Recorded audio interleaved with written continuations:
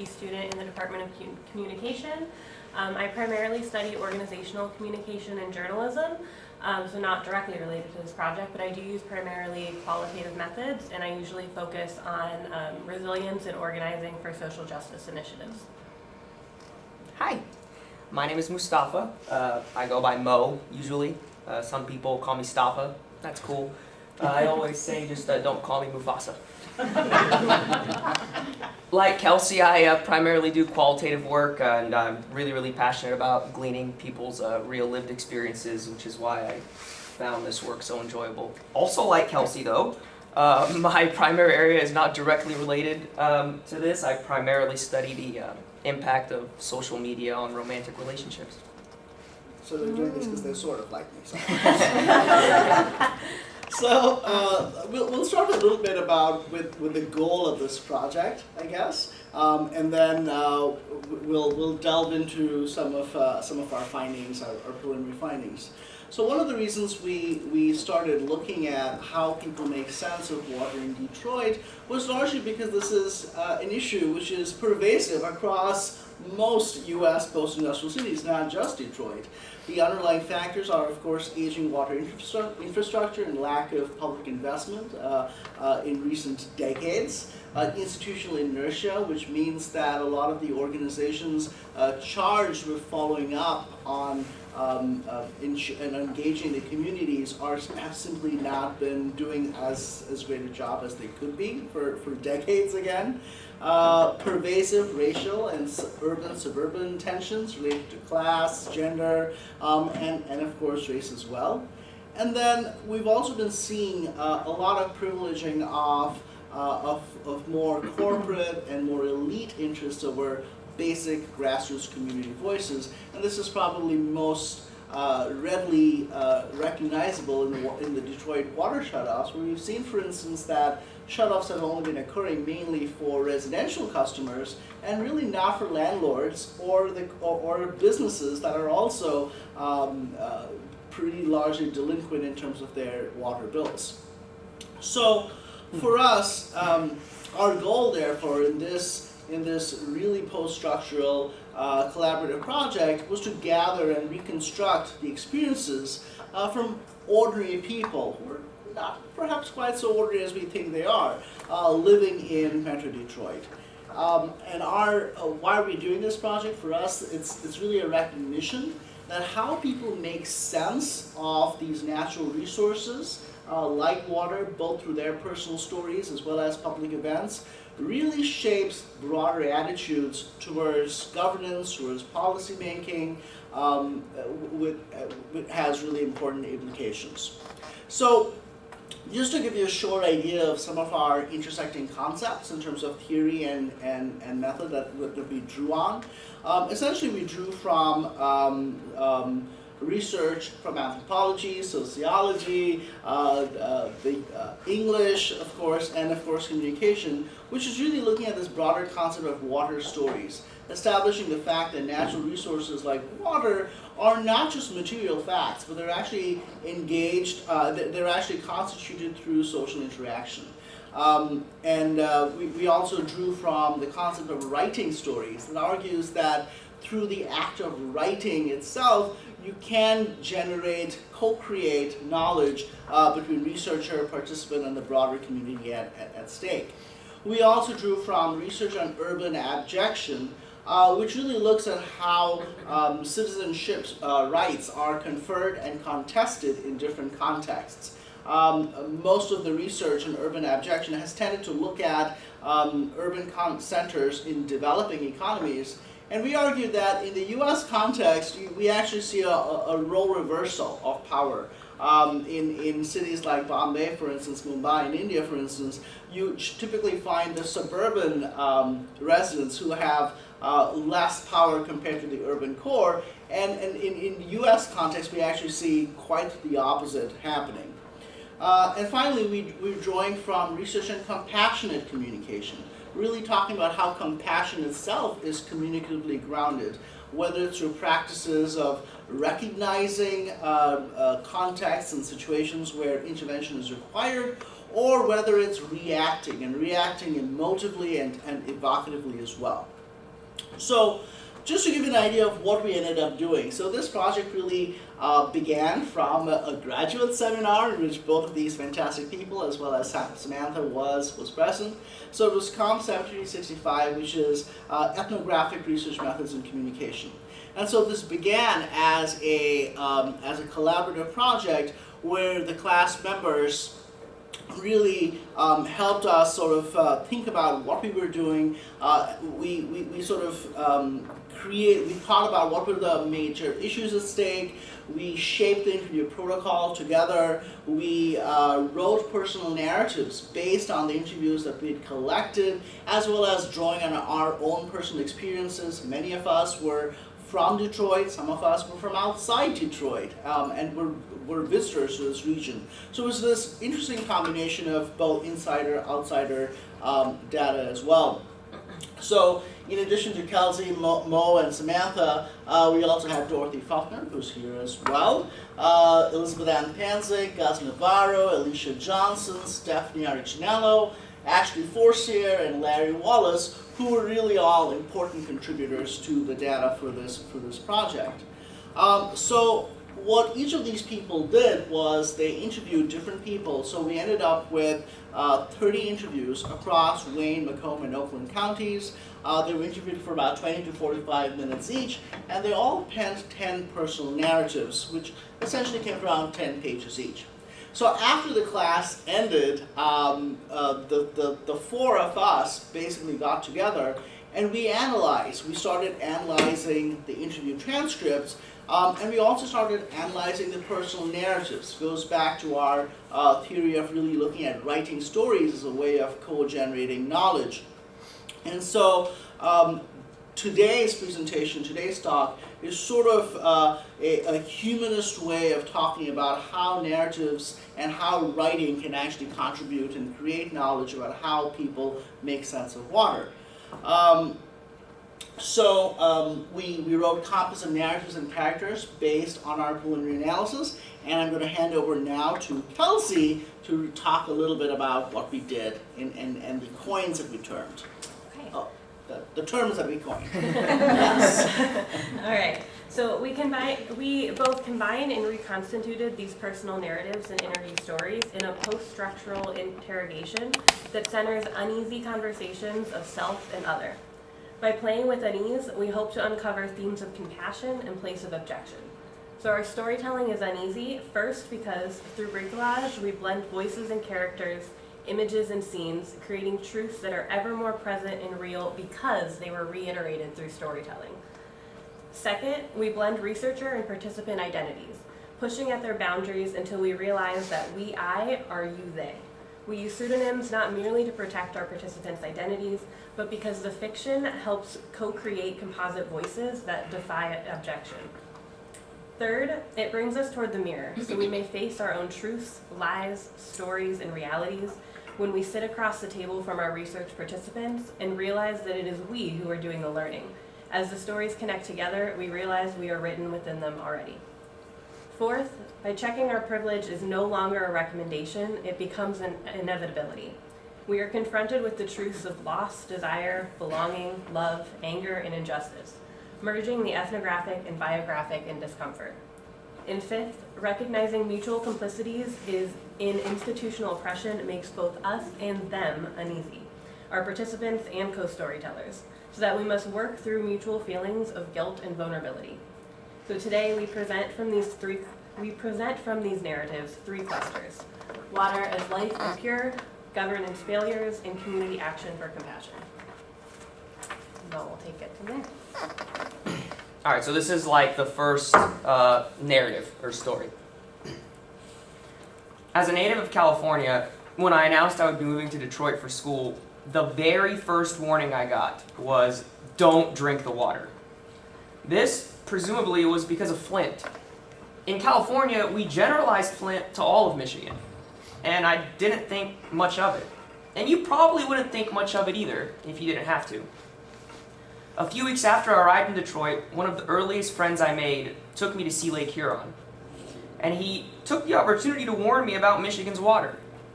Don't go too close to the water. Don't go in the water. Don't touch the water. I felt like a 10-year-old being warned not to venture into the haunted house on the hill. A couple of years have passed since then, however, and lo and behold, I haven't dissolved into a pile of bones and tissue upon touching the water. And despite my penchant for bad jokes, my experience and my being here, where I've come to know and engage more with the water crisis in Flint, Detroit, Phoenix, Philly, in most large cities of the United States, to be honest, I've come to realize that my relationship with that steady stream of crisp, clear water emanating from my apartment's faucets is similar to my bond with my father.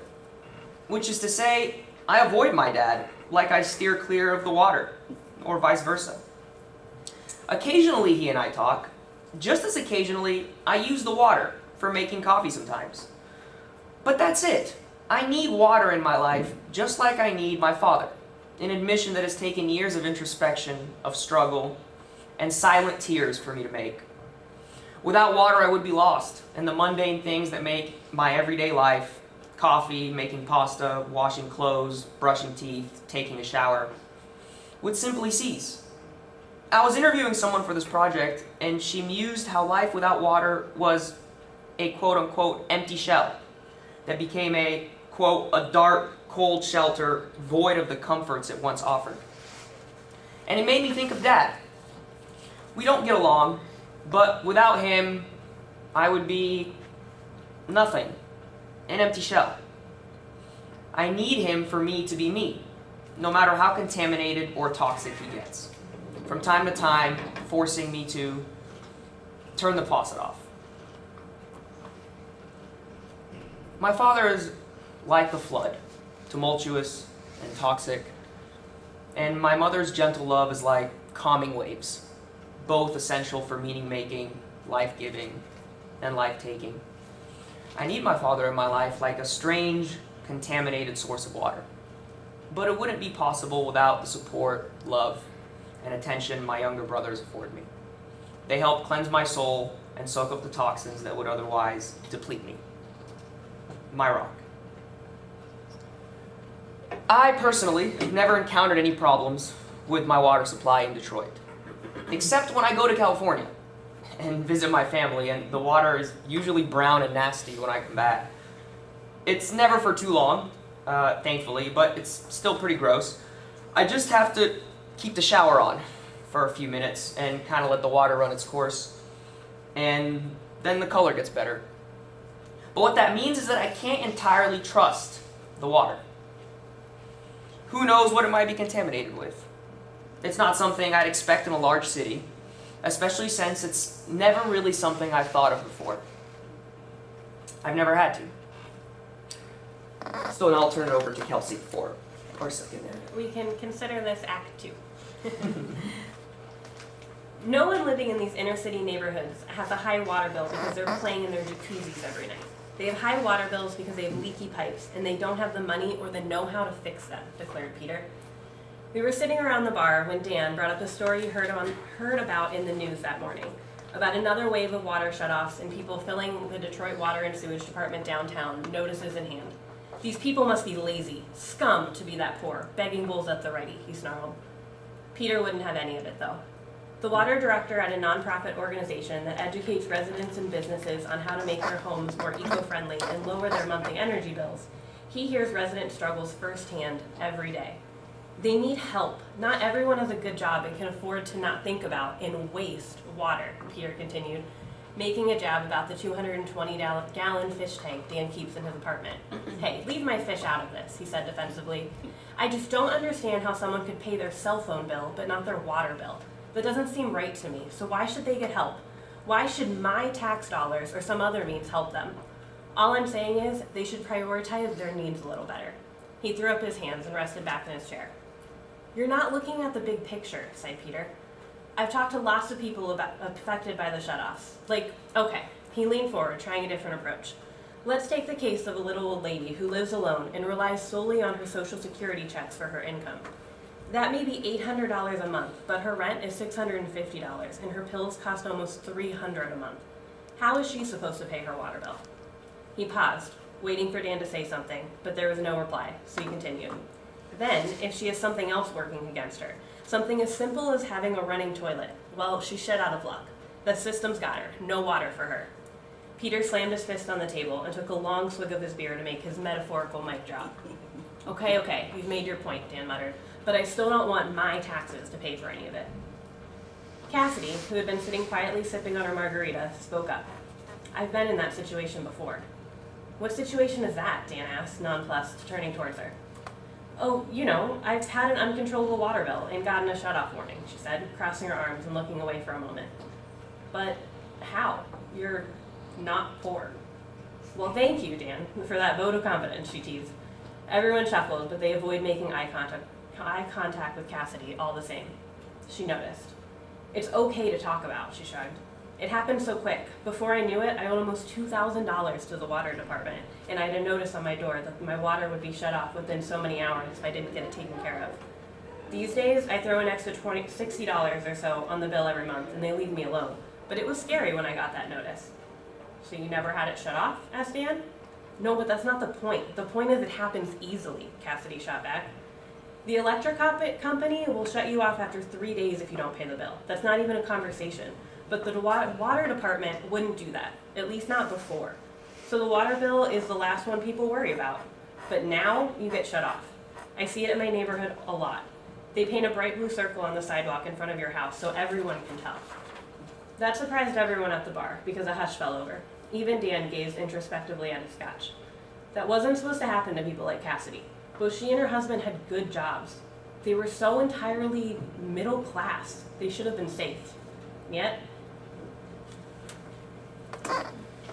So this is our We the People narrative. It's a narrative about John, or it's John's narrative rather. John lives in Royal Oak, a wealthy northern suburb, and travels to downtown Detroit every day for work. And this is what he had to say. I've heard about the water shutoffs in Detroit, and honestly, I'm conflicted. We live in a region where water surrounds us. However, people aren't always able to access it due to lack of payment. I've never been affected by not having access to water, so it's hard for me to comprehend what that's like. Does the person who is fully capable of paying their water bill but chooses not to deserve a break in getting free water? No, I don't think so. To me, the person who pays for their smartphone bill rather than their water may need to rethink what's really important. But does a great-grandmother who is on a strict budget and needs help not only with paying for her water but also her heating bill and finding nutritious food, does she deserve a break? Yes. It can't be a one-size-fits-all approach. Things don't come for free. However, water is a necessity to life. It's a struggle coming to terms with how this situation should be handled. We trust our elected officials and cities to take care of their constituents. However, it sometimes feels like they only employ one approach, and that approach is, can't pay your water bill? Then the water is getting turned off, despite the individual situation or ability. And this extends further than just helping to pay for their water. What about their other needs? Someone who has issues paying their water bill likely has issues finding transportation to go to work, healthy meals to feed their family, and money to pay for their heat. This is a larger issue. It permeates our society, and it seems like it will always be a problem. It's a bit overwhelming, and I don't have a solution and don't think there ever will be one. Narratives like John's, they make us question ourselves. Not necessarily because we disagree with his views or because he's being too harsh, but because we think about how reasonable he's being. Where does it stop? We ask ourselves. This slippery slope. It's tempting to share his despondence, as well as shrug our shoulders and wonder what on earth any of this might accomplish. This research, these interviews, these personal narratives, and these sessions where we gather weekly to talk, vent, share, write, and create stories. It's a cold, snowy afternoon, and some of us listen to Monica Patrick give a fiery talk in Detroit. The title of her talk is Mapping the Water Crisis in Detroit, the Dismantling of African American Neighborhoods of America. Monica is a grandmother, a Detroit native, who has lived in the city with her family her whole life. She is short, squat, wearing a beautiful bright peacock blue top over dark slacks as she talks, pacing up and down the stage. She isn't the best with technology, so she has someone else help her with the slides as she describes the work her team of dedicated citizen activists at We the People of Detroit are doing. We are grandmothers, she thunders, grandmothers of children who need to drink water and grow up to be healthy and strong, but are denied the right to drink the water from the pipes and infrastructure that their fathers and grandfathers built, and we have had enough. Her booming voice fills us with inspiration and excitement, and I look across the auditorium to identify different members of my research team scattered throughout, transfixed, their goal of note-taking temporarily forgotten. Up on the screen, she demonstrates the work her citizen researchers have been doing, mapping different neighborhoods of the city denied water, and describing how even when a single house in the block is denied, it increases the chances of disease for the entire neighborhood. The problem with thinking about water and other key resources by applying neoliberal individualist lens it's really a broader collective issue with collective impacts that ought to be considered holistically. Nearly 4 years after the water shutoffs began in Detroit, they continue to affect thousands of homeowners who struggle to live, work, survive, and care for their loved ones. Making sense of this everyday truth of water and life is complicated by territorial stigmas, regional discourses, and socio-material histories of abjection that both fracture and unify us in 1,000 different ways. What comes to the fore, nevertheless, are instances of compassion, stories and actions inextricably linked with one another, which create new openings and spaces for community belonging, care, and introspection. Even as activist citizens like Monica Patrick share these stories and actions with us, we traverse these maps of abjection and engage people across urban-suburban divides to exchange and share their stories of water, community, and joy. If there is truth, then, with a capital T, or theory, same thing, forged through our fractured storytelling with and through publics on the ground, it is this.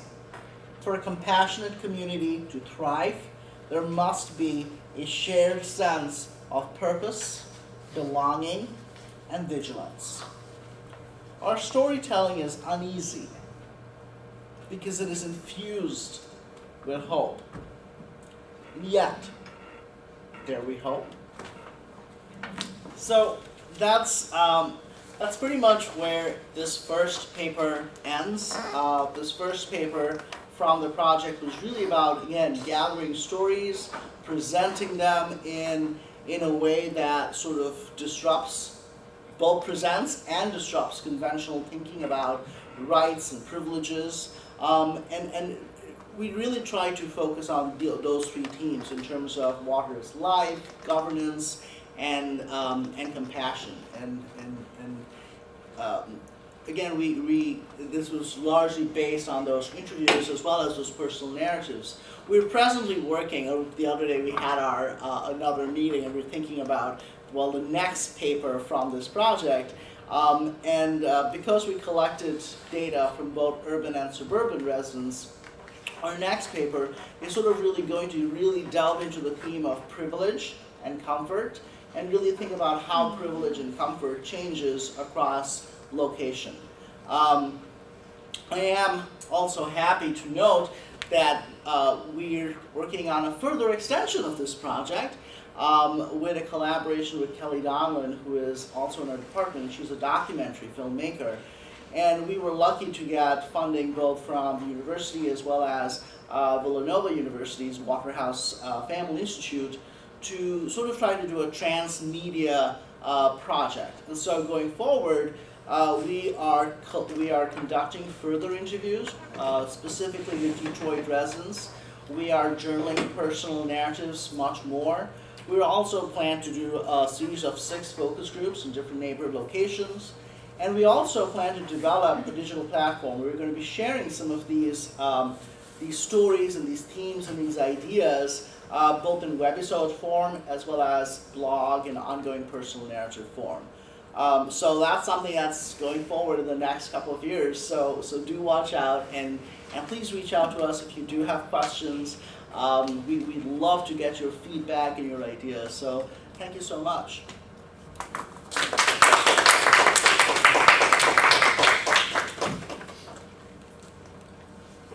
Questions, comments? How are you reaching out to the residents, both here at Wayne and Detroit and Macomb and Oakland? Sure. So, well, we do have a profile of who we want to talk to, or rather, I should rephrase that, or whose stories we think would be really relevant to the goals that we want to sort of highlight in this project, right? And so right away we decided, well, we don't really want to talk to people who are on campus per se. We don't really we don't want to sort of look at that relatively gentrified sort of perspective quite as much, unless they have been long-term residents of the city or they're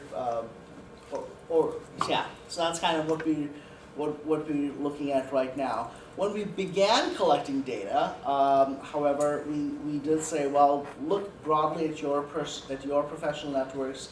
So we did focus a lot on snowball sampling, purposive sampling. We still did not want to get the Wayne State connection quite so prominent. We didn't want that.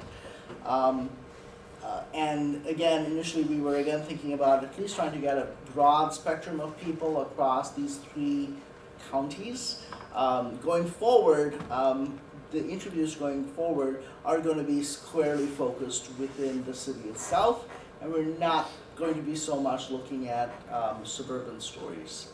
But yeah, I think that's a good question. Just wondering about what you do with the stories once you've written them. They're so beautiful and personal, and I'm wondering if you share them back with the people who underlie the stories, and if you had to deal with what you do about the stories that are left out, because it strikes me that this genre is different from journalism or oral histories or surveying. They're not people who are aggregated in numbers, but you are looking for certain kinds of stories. So do you go back to some and not others, or have you figured out how this project talks back to the people who've spoken to you? So also at this point, you guys, do jump in. Don't let me do all the heavy lifting, please. That's a great point, and I think that's sort of where the complications of sort of being at the intersections of the humanities and the social sciences. We have to be particularly careful about navigating those intersections, specifically with IRB issues. When this project was first conceptualized, honestly, we did not think about it quite so much in terms of the writing stories, the narrative element part, the humanities part. So the IRB submission was pretty much like a standard social science submission. We're going to do interviews. And we plan on doing focus groups at some point in the future. And so right now we have to be a little careful about when we do sort of share these stories. We have to be careful that we're not compromising anyone's confidentiality. We're not compromising anyone's anonymity. We are mindful about that. So a tool that we've sort of found useful to dealing with some of those issues is the concept of composite characters and composite narratives, right? The website idea, the digital platform idea, is something that we definitely want to create, largely because, to recognize your point, Alina, we do want to share these stories. At least the composites, the stories in some ways, or the personal narratives that our research team has been sort of working on, or we're constantly working on as we collect more data and think about where this project goes, why it's relevant, and how can we invite further input from community members. And just to add on to that, because I think that's a really good question. One way to sort of manage that too is a lot of the stories did have the same theme, right? Like, for example, privilege, not having to think about water. That wasn't a lot of the stories. So even if you didn't hear your story per se in the final product, you did hear, oh yeah, I did talk about this. So that also helps too. Yeah, in each one of the sections, those weren't one single story or one person's narrative. They were a blend of multiple ideas and characters that we thought fit well together. So I'm pretty sure everyone's ideas made it into this paper in some way. And I don't think anyone's narrative was pulled explicitly from their chunk without some other blending of the different aspects in there. And that being said, again, it's a tenuous dance, right? Creating a composite fragment at the same time, we're also aware that we don't want to put our voice as researchers entirely supplanting the voices of the participant or the interviewee either. So it is a tenuous dance that we are constantly having to make, and that's why I think the collaborative nature of this work is so useful in sort of helping us sort of check each other, like, hey, I'm not quite seeing the interview participant's voice over here. Maybe we want to sort of tone that down a little bit. So that's been really helpful in lots of ways as well. Yeah. So now that you're going to focus on Detroit more so than Macomb and Oakland County, so Wayne County, but Detroit specifically, have you thought about with the changes in the way that Detroit is functioning now? So I live in a neighborhood that used to be an all-black neighborhood that has now been gentrified, and there are residents that are now in the neighborhood that weren't really there during the height of the shutoffs, for example. How do you account for capturing voices of people who have been displaced as a result of shutoffs from neighborhoods that were specific to them? And how do you ensure that the interviews that you're doing capture those voices, I guess, is what I'm asking. Like, how do you think you might go about doing that? So, that is definitely probably an important theme that is we're going to see further in some of the interviews going forward. As far as interviews going that we've already collected, so of the 30 interviews, around 20 of them were from suburban residents, and about 9 of them were from Detroit residents. Not many, I don't think anyone really talked about displacement in interviews that we conducted. And these interviews were conducted over fall 2017. So what might be helpful to answer your question is to give you a little bit of a background in terms of what the interview protocol looked like. So we began by asking people to really reflect on where they lived and their connection with their neighborhood, their connection with their community, their connection with their neighbors. And so we really wanted to start by getting that big picture idea and sort of focusing on things like how long have you lived here, what do you really love about this, about where you work, live, work on and then from there we started asking them to think about, well, can you recall instances in your past when you've sort of been affected by the availability or lack thereof of water, and we asked them to talk about those stories and those instances. And then later on in the interview, we do ask them to reflect about if they have information about the ongoing water shutoffs. It is still ongoing. Right. There was a temporary shut off to the shut off back in June, but I believe the shut offs are back online, on stream right now, that fun. So we do ask them to reflect on what they know about the shut offs, where they've heard that information from. We ask them to reflect on, who's to blame. Is there anyone to blame at all? How should the situation be resolved? And then finally, the last part of the interviews, we ask them to reflect a little bit on governance in general of natural resources like water. Who is in charge? Who should be in charge? Can ordinary community members like yourselves have a stake or have a say? What kind of a stake or say would you like to have, or would be feasible? So that's sort of how the interview sort of winds along in terms of thinking about narratives. Okay, cool. Was that helpful? Yes. Okay, thank you. Are you thinking about doing a possible comparison to other rural places within Michigan that also have water issues or concerns? We have not, but what are your thoughts? What are your suggestions? No, I'm just thinking, I mean, just the contrast, because I'm just remembering the governor's speech a few years ago and just saying basically the infrastructure all around Michigan. Everyone's gonna have the same problem in a second, and so, up north, how they've had already shut-offs and similar issues, but it's also not talked about, and so just kind of contrasting the city versus the rural and how this is like a Michigan problem and a United States problem, and possibly getting those contrasting narratives. Yeah, we've not talked about that, doing a comparative approach, but we definitely agree with you that it's not a Detroit problem or strictly even a Michigan problem. It is a national issue. The shutoffs is honestly just one example of what all of those issues that we talked about: aging infrastructure, lack of public investment, race and suburban disparity issues. So it's just one example of that, and so.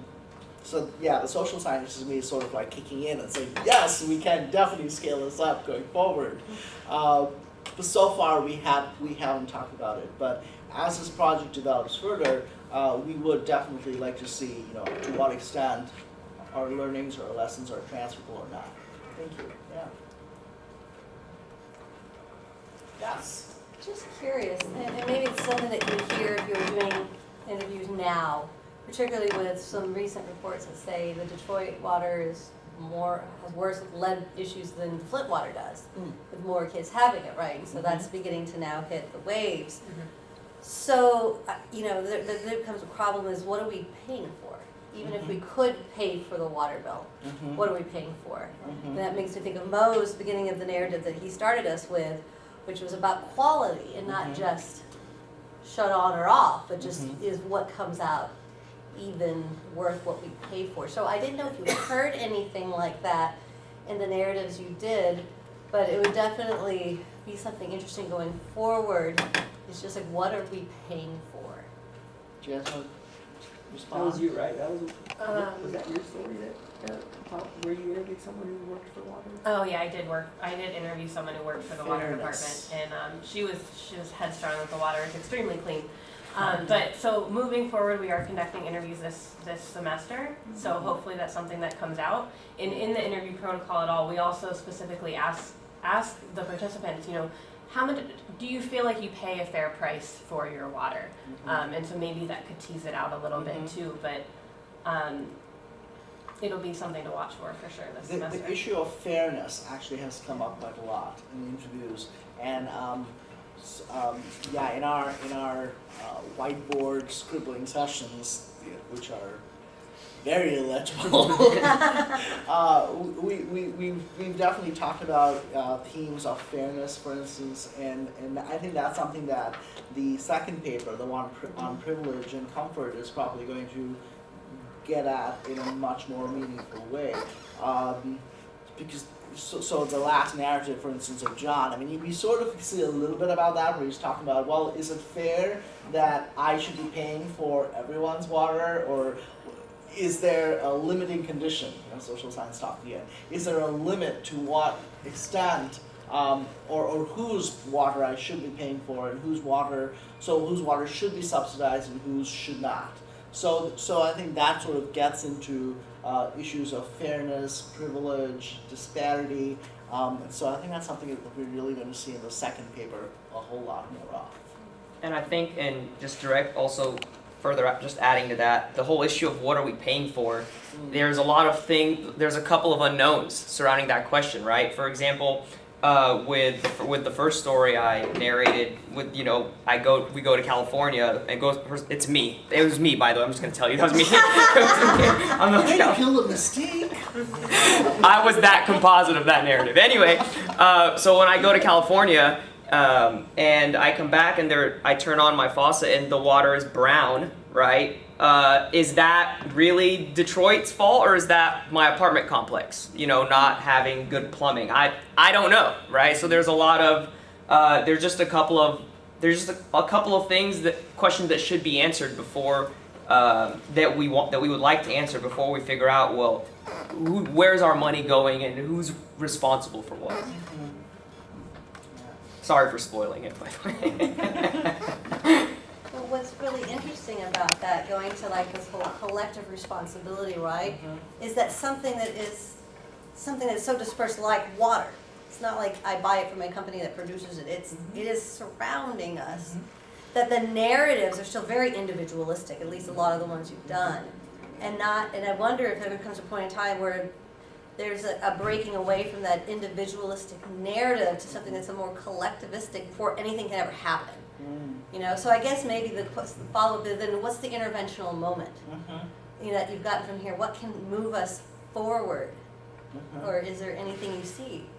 And Anita might want to jump in on that, but that's an interesting question. Yeah, I think that's what I was getting at. So I live in Lafayette Park, and one of the stepchildren of the neighborhood. It's the one that's the oldest and needs a lot of repair. But they shut the water off, like the condo that I pay for shuts the water off periodically.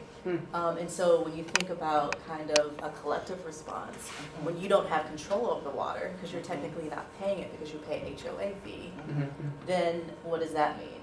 And how does that translate to issues of fairness, of access, that kind of thing? There were a lot of, it came up more in like the back end of the research, not as much in the interviews, but we found a lot of information about, the landlords weren't paying the water bills, and so then the residents living in these apartment buildings or the houses that they're renting got their water shut off, but they had no idea that their bill wasn't being paid, or corporations who don't pay their bills get their water left on while residents don't.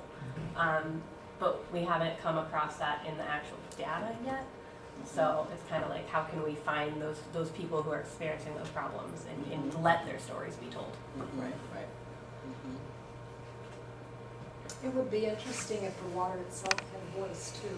Yeah. This is an overall narrative. Yes. Yeah, narrator, yeah. Yes, absolutely.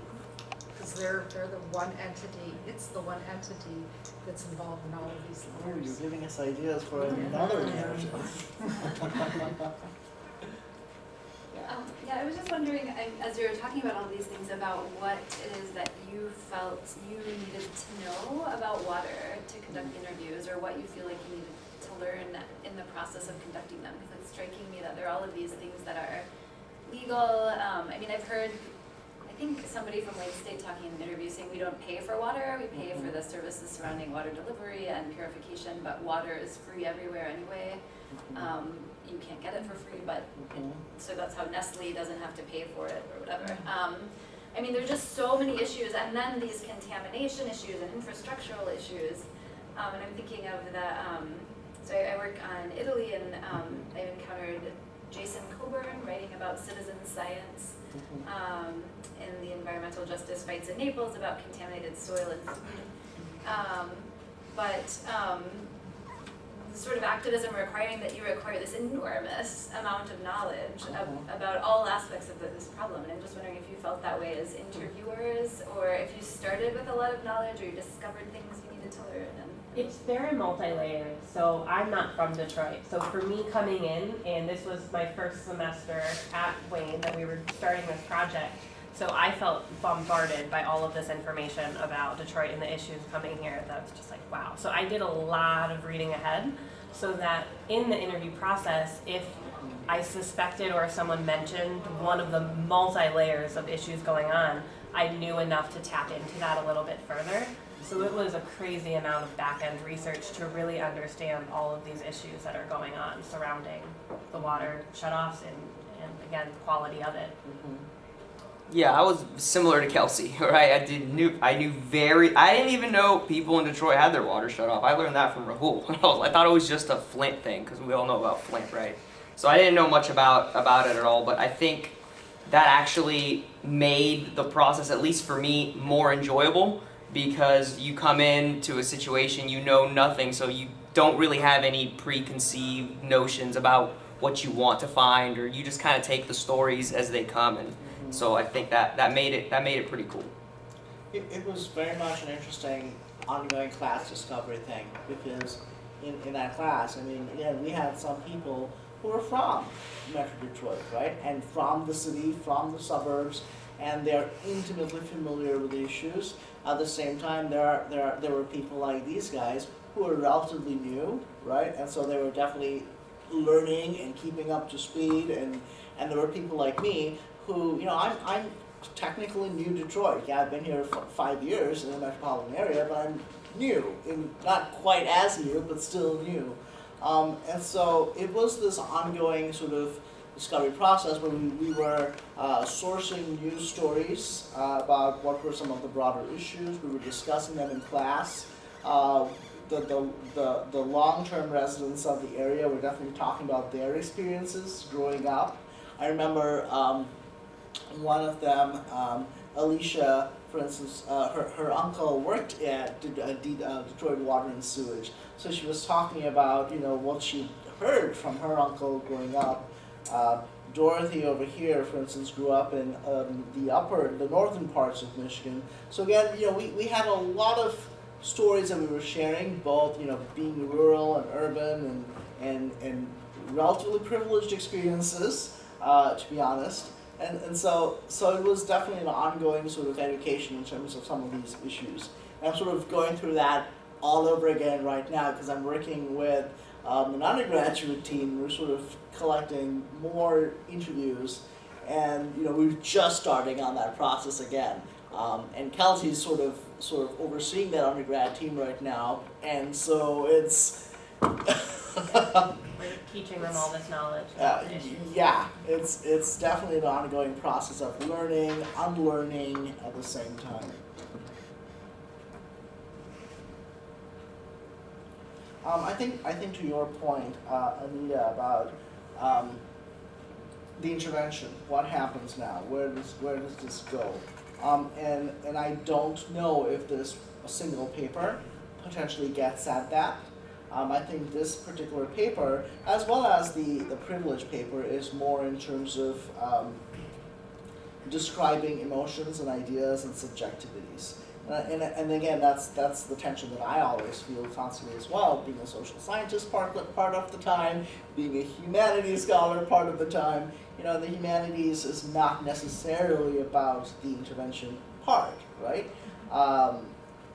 Going forward, however, with the web project, the digital project, and the webisode project, that, however, would be a great example where we are blending the humanities and potential intervention ideas.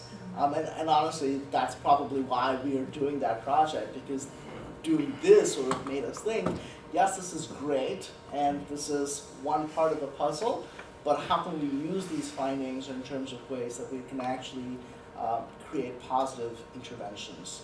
Whether it's, so one of the things that this project has done for us is in terms of helping us identify some of those strands of compassion. What works, what doesn't work? What are some narrative strands that resonate with people and their experiences? What are some strands that that people realize that, oh, okay, I didn't realize this is the issue, and yes, this doesn't quite affect me personally, but I do feel strongly about it. And so the goal of the project, this project, is really to identify those narrative strands. What affects people? and then going forward, we can then think about translating those narrative strands into potential interventions, whether it's a campaign or whether it's something else entirely.